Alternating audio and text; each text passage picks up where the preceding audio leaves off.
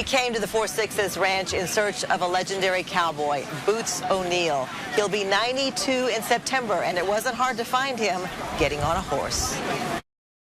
That's the first person they ask about when they come out here, is Boots. Susie told us we'd find Boots O'Neill on a horse somewhere because he climbs up there every single day, no matter the weather. Still getting up every day and doing what he's been doing for his whole life.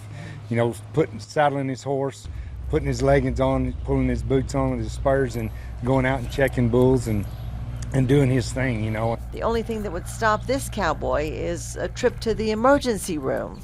A horse that bucked me off 2 years ago and broke that leg, and that's an artificial knee. And his ribs are pieced together too. But I had 12 broke that one incident. 12 ribs broken. Yeah, and one of them was sticking in my lungs. And that was in his 80s. Boots says even as a little kid, he dreamed of being a cowboy, and he has spent his life on horseback, ending up at the Four Sixes 35 years ago, living in this bunkhouse. Just come on in. He is such a legend that he has more art with him in it than places to put it. Can't just put something like that on every wall, you know.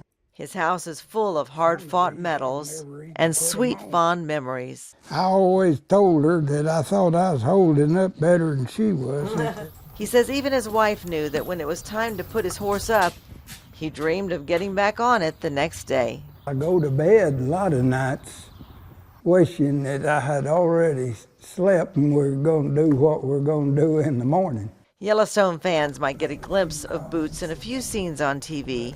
We've worked with them a lot. But mostly the film crew uses the real cowboys first, just to test what's in the story to see if it's safe. We knew we could do it because we've done it before.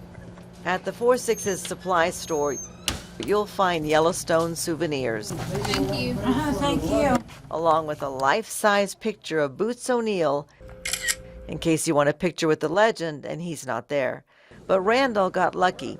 Boots was in the store when he and his dad drove in from South Carolina to pick up a horse. I told my dad on the way here, I said I sure would like to meet Boots O'Neill while we're here. And he's one of my heroes. Yep. As Boots gets close to his 92nd birthday, he says he's lived a good life and he's not afraid of dying. That's when he'll be reunited with Nelda, his wife of more than 40 years. I know that's going to happen and I'm prepared, you know, and I hope they've got some good horses up there to ride. A horse in heaven, I'm sure he'll have one.